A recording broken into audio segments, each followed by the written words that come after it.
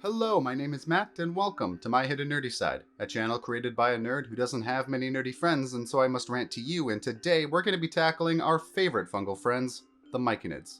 Now, originally, like with the other encounters I've created so far, I was going to make the Myconids the enemy. However, after learning more about them, well, I just couldn't bring myself to do that. I mean, they spend their whole lives just getting high and vibing with each other. How can you hate on that? So instead, the goal of this encounter will be twofold. Firstly, we are going to create a situation where your party will have the opportunity to find out the whole truth about a particular situation, allowing them to feel smart and encouraging them to be more investigative later on. And secondly, we're going to test your party's level of morality, which makes this a terrific first encounter for your campaign. Now, if you are well aware of the lore and mechanics behind the Myconid, then feel free to pop on over to the timestamp right here so you can jump straight to the encounter itself. I'll leave a clickable version in the description below. Alright, let's take a look at the Myconids. The Myconid lore, info, abilities, and so on will be pulled directly from pages 230 to 232 of the Monster Manual.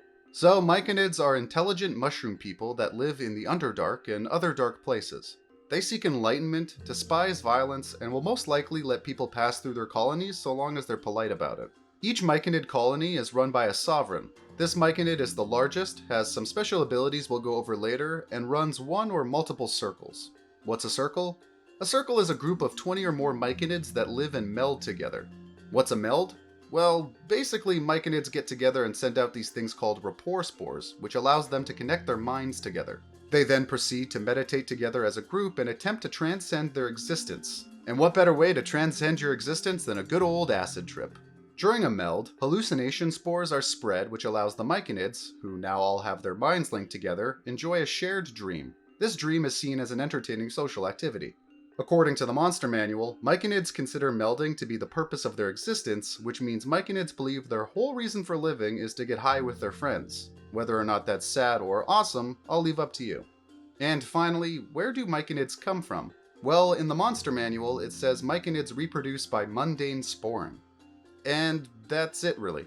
So I guess once in a while, when Myconids take a break from tripping, they decide they need a few more stoner friends and just make their own. So looking at their stats and abilities, which can be found on pages 230 to 232 of the Monster Manual, they have quite a few abilities that can lead to both interesting combat and incredible roleplaying. The three Myconid stat blocks in the Monster Manual are the Myconid Sprouts, Myconid Adults, and Myconid Sovereigns. There is also a fourth one, but we'll get into that later. So let's start with what they all have in common. Every Myconid can make a fist attack, has disadvantage on basically everything if it's in sunlight, sends out distress spores when they take damage so all their Myconid friends can sense their pain, and can rapport spore other creatures, which allows the Myconid to communicate with them telepathically. Myconid Adults and Myconid Sovereigns also have an additional ability called Pacifying Spores, which can stun targets if they fail their saving throw. And finally, Myconid Sovereigns have two additional abilities beyond that. Their hallucination spores, which poison and incapacitate targets while they hallucinate, and their animating spores, which are my personal favorite. Animating spores allows Myconids to target the corpse of a creature. In 24 hours, the target is reanimated into a spore servant, following the Myconid's commands until it's destroyed or 1d4+1 weeks have passed. This ability right here is going to be the big player in our upcoming encounter. So, how do you make a stat block for a spore servant? Well, the Monster Manual details this and gives you an example monster, which is a Quaggoth Spore Servant. A Myconid Sovereign can make any dead creature a Spore Servant if it was originally made of flesh and blood. Therefore, constructs, plants, elementals, and so on cannot be made into Spore Servants. When a creature is reanimated, it follows the Sovereign's commands to the best of its ability. A Spore Servant retains its AC, HP, hit dice, strength, dexterity, constitution, vulnerabilities, resistances, and immunities it had when it was living. However, it does lose some pretty crucial characteristics. The creature's saving throws and skill bonuses, gone. Special traits and senses, gone. Any action that isn't multi-attack or a melee weapon attack that deals physical damage, gone. On top of that, the creature is considered a plant, loses 10 movement speed, swaps out their mental ability scores with those shown on screen, gains blind sight up to 30 feet, gains immunity to being blinded, charmed, frightened, or paralyzed, and loses all known languages.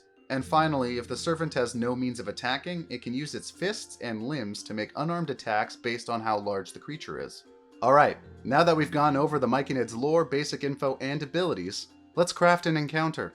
This string of encounters will be aimed at parties level 2 to 5 depending on how difficult you want to make it, and last roughly 1 to 2 sessions depending on how much you want to stretch it out. The party's motivation should always be tailored to the campaign, but for simplicity's sake, we'll say your party has been hired to find out what's causing a recent string of monster attacks and to end it once and for all. Maybe the village leader has something in particular the party wants.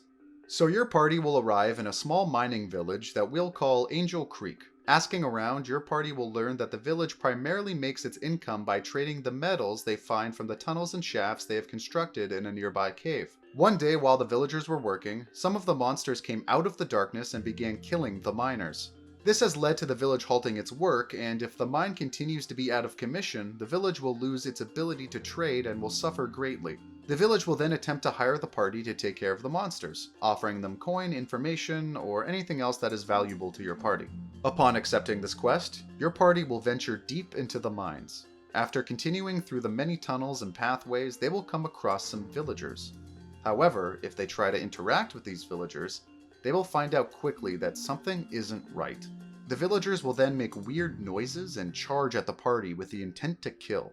If the party tries to talk to them, they will just groan and be unresponsive. Upon defeating them, if the party performs a good enough investigation or medicine check, they can notice that these villagers have been dead for a while, at least a few days. You can even go as far as saying there are literal mushrooms growing inside of their skull for a little flavor. These villagers have been turned into spore servants, but your party won't exactly know that yet. As the party continues through the cave, they eventually will encounter a few Quaggoth spore servants at the end of the tunnel. You could also toss in a few fungi-themed traps along the way if you so choose, like mushroom caps that if stepped upon poison the target for 1 hour or something like that. If you want to spice it up or intensify this encounter, you can make some ettercaps or trolldrith spore servants as well and have them drop down from the ceiling and surprise your party. You could argue that they wouldn't be able to do that since spider climb is a special trait and spore servants lose their inherent special traits, but spiders also have an inherent climbing speed and having them drop down from the ceiling is awesome, so I say screw it. Rule of cool wins in this scenario. After defeating the monsters, they will have the same discoverable characteristics as the other spore servants. They have been dead for a few days and have mushrooms in their skull. Your party has technically cleared the quest at this point, but curiosity will most likely get the better of them, and if they look around, they can spot a tunnel hiding behind a large rock. If the party goes through the small tunnel, they will discover several Myconids in the middle of a meld. If the party jumps into action and cuts them down, so be it. But if they talk with them first, they can discover that yes, the Myconids are responsible for the monster attacks. However, they are only doing so because they were attacked first. The Myconids will claim that the miners dug and dug until they reached their Myconid circle. The miners demanded that the Myconids leave and they refused, saying it's unfair to force them out of their home. The miners then attacked the Myconids and the mushroom folk had to flee for their lives. So in response, the Myconids were forced to do the one thing they hate most, resort to violence. They went deeper into the earth, slayed a few monsters, and turned them into spore servants in order to scare away the miners and reclaim their home. At this point, what happens next is totally up to your party. Do they say screw it and kill the Myconids? Do they pretend they've completed their task, tell the Myconids they need to stop, and collect the reward? Do they side with the Myconids and attack the village? Who knows? But whatever happens, I'm sure your players are going to have a great time because they got to slay some cool monsters, uncover the truth, and ultimately make a decision that shapes the world around them, even if it is just on a small scale. Now, this encounter is already pretty spicy, but of course we can always make it spicier. So, how do we do that? Well, the first thing that comes to mind is playing with the types of monsters the Myconids use as spore servants. The possibilities are endless and can drastically change the CR of this encounter, making it applicable at any level. Just off the top of my head, you can make Drider Spore Servants, Hook Horror Spore Servants, Umber Hulk Spore Servants, or even a goddamn Beholder Spore Servant. Next, I think it would be a fun role-playing opportunity to invite the party to have an acid meld with the Myconids. You could show them some crazy imagery about things that may come up in the campaign. Maybe you create a group sharing circle where the entire party shares parts of their backstory. Or maybe you have the Myconids show them visions of the encounter they had with the miners. And finally, if your party does decide to fight the Myconids, for some extra spicy combat, you could remove the 24-hour restriction on their animating spores ability, allowing the Myconid Sovereign to reanimate corpses at will, giving your party a clear target in combat and intensifying the entire situation. But of course, these are just some of the many ways you can use Myconids in your Dungeons & Dragons campaign. There are tons of different ways to take this encounter and spice it up, so please, let me know what you would do in the comment section below so I can nerd out over it and smack myself in the head for not thinking of it. Also, let me know if there are any creatures that you would like me to build an encounter for in my future videos. I'm going to be putting out at least one of these videos a week, so feel free to subscribe and share this video around if you liked it, and stay tuned for upcoming content. Thanks for watching and indulging my hidden nerdy side.